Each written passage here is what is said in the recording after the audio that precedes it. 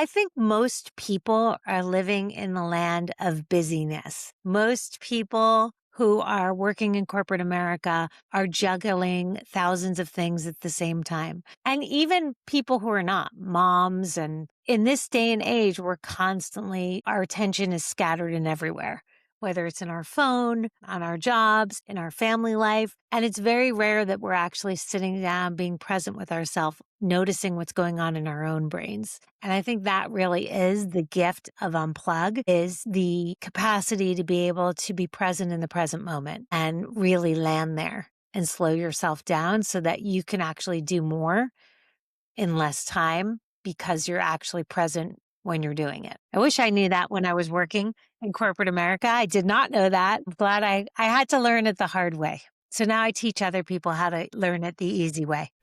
You went through a journey of discovery that it's very interesting because, as you said, it takes a lot of courage to be able to figure this transition, right? Yes. I see a lot of people in Mexico in particular that I go off-road to remote places, to connect to nature. And when I arrive to those places, I see a lot of folks that just sit down and put music on, right? It's like I feel that it's like they cannot stand their own thoughts, right? They need the music to kind of mute their own thoughts, right? If that makes sense. Yes. I like the way that you just put that.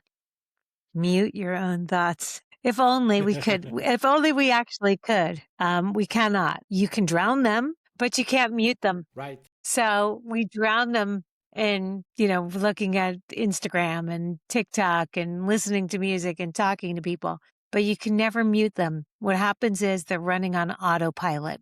So even if you think you've drowned them out, they're still going. So we have 5,000 to 80,000 thoughts every single day. That's a lot of thoughts. Many of the thoughts that we have are negative, and we don't even know that we're self-sabotaging. So the gift of meditation is really being able to pause yourself, notice your thoughts, and choose how to respond to them. Is this important to me, or is this not true? And I need to let go of that thought. So until you can do that, you're going to be stuck with them. Whether you try to mute them out or drown them out, doesn't matter. They're still going to be running on autopilot. Right.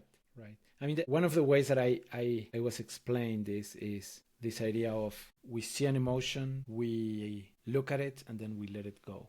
We don't hold it, we don't guide it. It's just becoming an observer of those thoughts, right?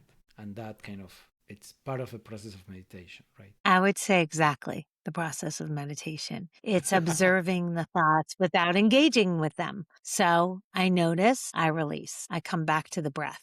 I come back to the present moment. So it's kind of a ping pong game, I always say, between your mind trying to take you out of the present moment and you actively, by noticing the thought and replacing it to your breath or using a word on repeat, like sham. These are the things that we do to help us get back to the now. Right.